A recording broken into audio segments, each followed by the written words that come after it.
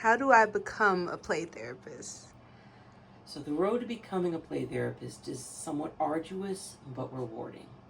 In order to become a registered play therapist and to call yourself a play therapist, you would need to attain the credential from the Association for Play Therapy.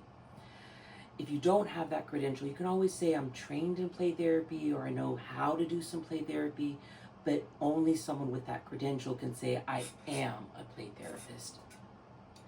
Now, to become one, you need to acquire 150 hours of continuing education, 350 hours of play therapy experience, and 35 hours of play therapy supervision. You also need to have a license to practice mental health independently in your state. So in the state of Texas, that would mean you need to be an LPC, LCSW, LMFT. You can do all of your training while you are a student learning to get that master's degree, or while you're provisionally licensed like an LMSW. You can get all of your training, but you can't actually submit your application and become a play therapist until you have your full license to practice independently. What we offer at A Time for Play is the continuing education piece. As I said, you need 150 hours of training in play therapy theories and skills and methods and approaches. That's what our program offers.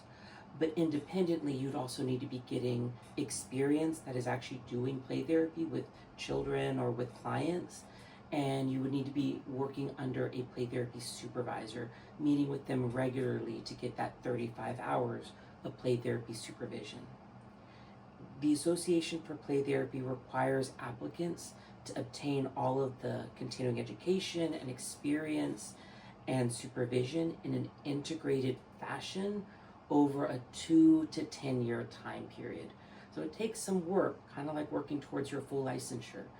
You have that time period to really show that you're going to classes, learning how to do it, then implementing what you're learning in those continuing education workshops into your setting with your clients, your work setting, all while also meeting with a supervisor that's evaluating and making sure you're learning it appropriately, utilizing these tools effectively.